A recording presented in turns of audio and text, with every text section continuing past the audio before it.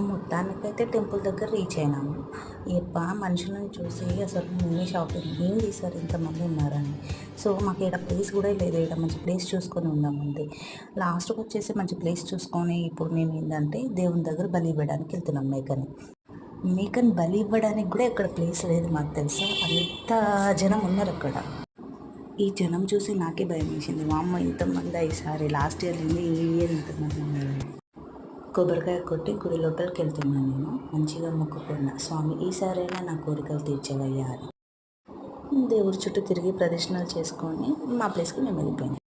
ఇక్కడ నైట్ మొత్తం మంచిగా హ్యాపీగా స్టే చేసి అందరూ అసలు నైట్ పడుకోకుండా మంచిగా జాతర చేసుకుంటా, డ్యాన్స్ చేసుకుంటా, డీజే పెట్టుకొని మస్తు ఎంజాయ్ చేసేదబ్బా!